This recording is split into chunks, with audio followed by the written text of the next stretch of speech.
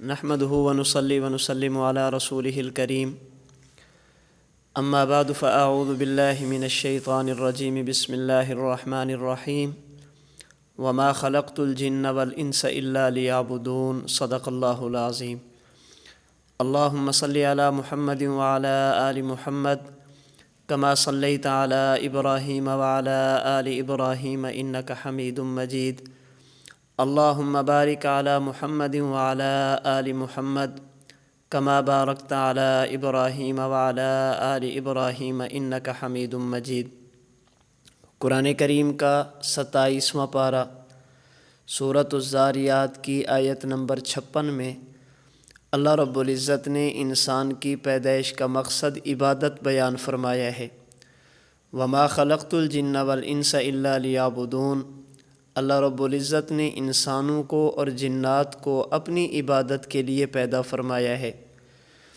اس عبادت والے مقصد کو پورا کرنے کے لیے اللہ رب العزت نے انسان کو کچھ ایسے اوقات عطا فرمائے ہیں جن میں عبادت کرنا آسان بھی ہوتا ہے، عبادت کا ماحول بھی ہوتا ہے، اور عبادت کے راستے میں رکاوٹ بننے والی چیزوں کی بھی اللہ رب العزت ان کو بھی ختم فرما دیتے ہیں۔ ان مواقع میں سے ایک اہم موقع رمضان المبارک کا مہینہ ہے۔ یہ عبادات کا مہینہ ہے۔ انسان اگر عبادت کرنا چاہے تو عبادت کا ایک ماحول ہوتا ہے، عبادت کی ایک ترتیب بنی ہوتی ہے اور لوگ عبادات کی طرف متوجہ ہوتے ہیں، اور عبادت کے راستے میں رکاوٹ بننے والی سب سے بڑی جو طاقت ہے شیطان کی، اسے بھی قید کر دیا جاتا ہے۔ اس لیے اگر ہم غور کریں تو رمضان المبارک کے مہینے میں مساجد کی آبادی میں عبادت گزاروں کی تعداد میں اضافہ ہو جاتا ہے۔ بہت سارے لوگ ایسے ہوتے ہیں جو پورا مہینہ عبادت کرنا چاہیں تو نہیں کر سکتے، لیکن رمضان المبارک کے مہینے میں وہ بھی ہمیں عبادت کرتے ہوئے نظر آتے ہیں۔ جناب رسول اللہ صلی اللہ علیہ وسلم نے اپنے فرمان اور اپنے عمل سے، اپنے قول اور اپنے فعل سے رمضان المبارک کی اہمیت آپ نے بیان فرمائی ہے۔ حدیث مبارک صحیح ابن حبان میں ہے، حضرت سلمان فارسی رضی اللہ تعالی عنہ سے حضور علیہ السلام نے رمضان المبارک کا مہینہ شروع ہوتے وقت صحابہ کرام کو اس کی اہمیت بیان فرمائی۔ ایھا الناس قد اظلکم شہر عظیم، اے لوگو تمہارے پاس ایک ایسا مہینہ آیا ہے جو بڑی عظمت والا اور بڑی برکتوں والا ہے۔ اور اس لمبی حدیث میں حضور علیہ السلام نے رمضان المبارک میں لوگوں کو عبادات کی طرف متوجہ فرمایا۔ اور اگر عمل کی بات کی جائے، ام المومنین حضرت عائشہ رضی اللہ تعالی عنہا سے روایت جو شعب الایمان بیہقی کی 3 جلد صفحہ 310 پر موجود ہے، حضرت عائشہ فرماتی ہیں کان رسول اللہ صلی اللہ علیہ وسلم اذا دخل شہر رمضان شد میزرہ ثم لم یات فراشہ حتی ینصرخ۔ فرماتی ہیں کہ جب رمضان المبارک کا مہینہ آتا، حضور علیہ السلام اپنے آپ کو عبادت کے لیے تیار فرماتے، آپ کی عبادت کی مقدار بڑھ جایا کرتی تھی۔ حضور علیہ السلام زیادہ سے زیادہ عبادت فرماتے، یہاں تک کہ آپ رات کو آرام بھی نہیں فرماتے، پورا مہینہ آپ عبادت میں گزار دیا کرتے تھے۔ اسی طرح حضرت عائشہ رضی اللہ تعالی عنہ سے صحیح مسلم کی 1 جلد صفحہ 372 پر حدیث مبارک موجود ہے، جس میں آپ فرماتی ہیں کان رسول اللہ صلی اللہ علیہ وسلم یجتہد فی العشر الاواخر ما لا یجتہد فی غیرہا۔ حضور علیہ السلام رمضان المبارک کے آخری 10 دنوں میں، آخری عشرے میں آپ کی عبادت مزید بڑھ جایا کرتی تھی۔ ہمارا اہل سنت والجماعت کا عقیدہ ہے کہ رسول اللہ صلی اللہ علیہ وسلم معصوم تھے۔ آپ علیہ السلام کی زندگی میں گناہ نہیں تھا۔ معصوم ہونے کے باوجود حضور کا رمضان المبارک میں اتنی کثرت سے عبادت کرنا، آپ علیہ السلام کا راتوں کو جاگنا، یہ ہمارے لیے ایک پیغام ہے کہ وہ محبوب رب العالمین ہو کر، مقصود کائنات ہو کر، امام الانبیاء ہو کر، سید الاولین والآخرین ہو کر اتنی عبادت فرماتے ہیں، تو ہمیں کتنی زیادہ عبادت کرنی چاہیے۔ رمضان المبارک کا مہینہ یہ عبادات کا مہینہ ہے، اس میں کثرت کے ساتھ ہمیں عبادات کی طرف توجہ کرنی چاہیے۔ جتنے دن گزر چکے ہیں اس پر جتنی عبادات کی ہیں اللہ کا شکر ادا کریں، کمی کوتاہی رہ گئی ہے اس پر توبہ استغفار کریں، اور یہ جو چند دن گنتی کے باقی ہیں ہم اس میں زیادہ سے زیادہ عبادات کا اہتمام کریں۔ میں چند ایک عبادات کا ذکر کر دیتا ہوں تاکہ ہم ان عبادات کو اپنے معمول بنیں اور ان میں بالکل بھی غفلت نہ کریں۔ رمضان المبارک کی مخصوص عبادات میں دن کی مخصوص عبادت ہے روزہ، جو ہر مسلمان عاقل، بالغ، مقیم اور صحت مند پر فرض اور ضروری ہے۔ رمضان المبارک کا روزہ رکھنا چاہیے اور اس میں غفلت بالکل نہیں کرنی چاہیے، بغیر کسی عذر کے، بغیر کسی مجبوری کے، بغیر کسی وجہ کے رمضان المبارک کے روزے کو نہیں چھوڑنا چاہیے، بلکہ اگر کوئی عذر بھی بن جائے تب بھی کوشش کرنی چاہیے کہ اپنی جان جوکھوں میں ڈال کر مشقت برداشت کر کے رمضان المبارک کے روزے کا اہتمام کریں، یہ ہمارے ذمہ فرض ہے۔ نمبر 2، رمضان المبارک میں رات کی مخصوص عبادت ہے 20 رکعت تراویح۔ مرد حضرات مسجد میں جماعت کے ساتھ نماز تراویح ادا کریں اور خواتین اپنے گھروں میں نماز تراویح ادا کریں، اس میں غفلت بھی نہ کریں، سستی بھی نہ کریں۔ مکمل 20 رکعت جو جناب رسول اللہ صلی اللہ علیہ وسلم کی سنت ہے، خلفائے راشدین رضی اللہ عنہم اجمعین کی سنت ہے، حضرات صحابہ کرام رضی اللہ تعالی عنہم اجمعین کا عمل ہے، فقہائے اربعہ اور امت کے ایک متواتر عمل ہے 20 رکعت تراویح۔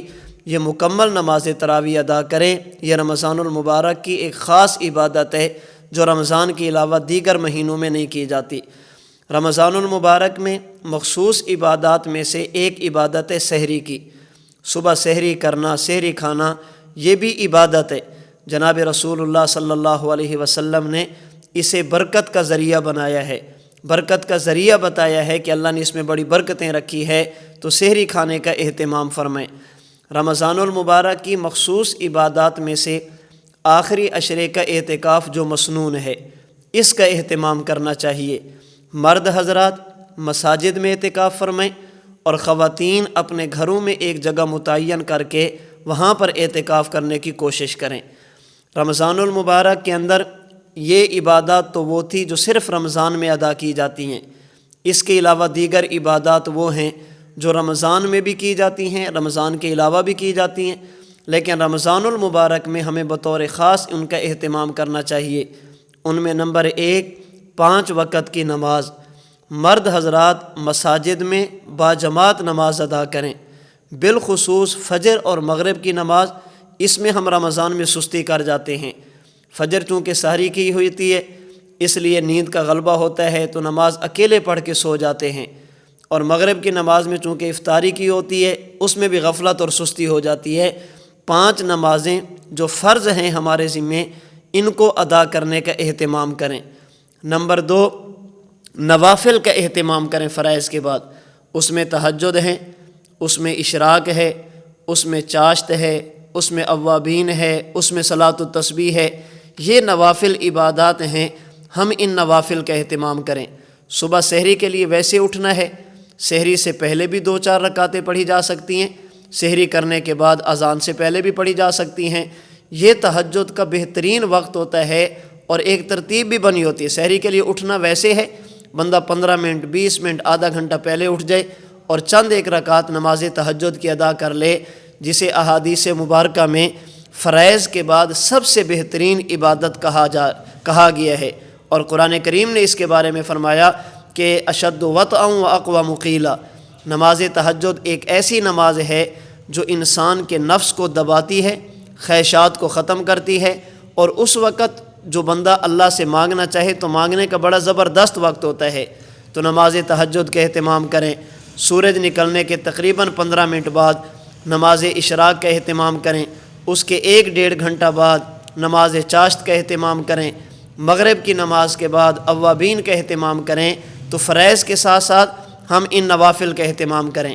نمبر 3، رمضان المبارک کا مہینہ یہ نزول قرآن کا مہینہ ہے، اس مہینے میں کثرت کے ساتھ قرآن کریم کی تلاوت کریں، کثرت کے ساتھ قرآن کریم کی تلاوت کریں۔ رحمت کائنات صلی اللہ علیہ وسلم اس مبارک ماہ میں سیدنا جبرائیل علیہ السلام کے ساتھ قرآن کریم کا دور فرمایا کرتے تھے۔ حضور جبریل کو سناتے اور جبریل حضور کو سنایا کرتے تھے۔ تو ہمیں بھی اس رمضان المبارک میں کثرت کے ساتھ قرآن کریم کی تلاوت کا اہتمام کرنا چاہیے۔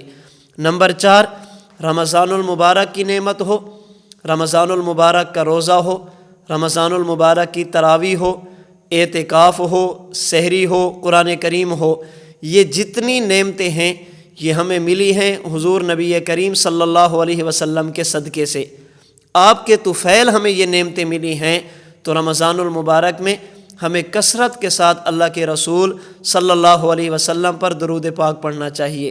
کثرت کے ساتھ درود شریف کا ہمیں ورد کرتے رہنا چاہیے، اور اس نیت کے ساتھ کہ ہم یہاں پڑھیں گے، ملائکہ ہمارا درود لے کر رحمت کائنات صلی اللہ علیہ وسلم کی خدمت اقدس میں پیش کریں گے۔ تو جس پیغمبر کی برکت سے ہمیں یہ نعمتیں ملی، احسان کا تقاضا یہ ہے ہم اس پیغمبر پر کثرت کے ساتھ درود پاک پڑھیں، رمضان المبارک میں اس کا بھی اہتمام کریں۔ نمبر 5، رمضان المبارک میں اپنی حیثیت کے مطابق صدقہ خیرات کریں۔ اللہ نے جتنی توفیق دی ہے زیادہ سے زیادہ لوگوں کی ضرورتوں کو پورا کریں۔ اپنے علاقے میں دیکھیں، اپنے رشتہ داروں کو دیکھیں، اپنے خاندان کو دیکھیں، اور اس کے بعد اپنے علاقے کی مساجد ہیں، مدارس ہیں، ان کی طرف توجہ کریں، اور صدقہ خیرات اصحاب خیر زیادہ سے زیادہ کرنے کی کوشش کریں۔ صدقہ خیرات میں رمضان المبارک میں افطاری بھی کرانے کا اہتمام کرنا چاہیے۔ اللہ نے توفیق دیو، اپنی حیثیت کے مطابق روزے داروں کا روزہ افطار کرانا یہ رمضان المبارک کی عبادات میں سے اہم ترین عبادتیں ہیں۔ حضور علیہ السلام نے تو یہاں تک فرمایا کہ جو بندہ رمضان المبارک کے مہینے میں کسی روزے دار کا روزہ افطار کراتا ہے، اللہ قیامت کے دن اسے میرے حوض سے پانی پلوائیں گے، اللہ جام کوثر نصیب فرمائیں گے۔ تو ہمیں اس کا بھی اہتمام کرنا چاہیے، صدقہ خیرات کا۔ اسی طرح رمضان المبارک میں حضور علیہ السلام نے جو ہمیں چیزیں بتائی، صحیح ابن حبان کی روایت کے مطابق آپ نے فرمایا 4 چیزیں بڑی کثرت کے ساتھ اس میں ورد کیا کرو۔ نمبر 1 لا الہ الا اللہ، نمبر 2 استغفار استغفر اللہ، نمبر 3 اللہ سے جنت کا سوال کرنا، اور نمبر 4 اللہ سے جہنم سے پناہ مانگنا۔ اس کے لیے ہم روزانہ کم از کم ایک تسبیح یہ پڑھ لیا کریں، لا الہ الا انت استغفرک و اتوب الیک اسألک الجنت و اعوذ بک من النار۔ تو رمضان المبارک کا مہینہ یہ عبادات کا مہینہ ہے، اس میں روزے کا اہتمام کریں، اس میں سحری کا اہتمام کریں، رات کی تراویح کا اہتمام کریں، اللہ توفیق عطا فرمائے آخری عشرے میں اعتکاف کا اہتمام کریں۔ اسی طرح اس مبارک مہینے میں آپ نوافل کا اہتمام کریں، 5 وقت کی نماز کا اہتمام کریں، قرآن کریم کی تلاوت کا اہتمام کریں، حضور علیہ السلام پر کثرت کے ساتھ درود پاک پڑھنے کا اہتمام کریں، صدقہ خیرات کا اہتمام کریں، اللہ کی توحید، کلمہ طیبہ، استغفار، اللہ سے جنت کا سوال کرنا، جہنم سے پناہ مانگنا، ان عبادات کا ہم زیادہ سے زیادہ اہتمام کریں۔ یہ اللہ نے ہمیں عبادات کا مہینہ عطا فرمایا، اسے فضول چیزوں میں ضائع کرنے کی بجائے عبادات میں استعمال کریں، اور زیادہ سے زیادہ عبادات کرنے کی کوشش فرمائیں۔ اللہ رب العزت ہم سب کو زیادہ سے زیادہ عبادات کرنے کی توفیق عطا فرمائیں۔ اللہ رب العزت رمضان المبارک کی بہاریں اور رحمتیں سمیٹنے کی توفیق عطا فرمائیں، اور جو ہم اللہ کی عبادات کریں اللہ رب العزت اپنے کرم سے انہیں اپنی بارگاہ میں قبول فرما لیں۔ جو کمی کوتاہی رہ جائے اللہ رب العزت اپنی شان کریمی کے ساتھ ہماری ان کمی کوتاہیوں کو معاف فرما دیں۔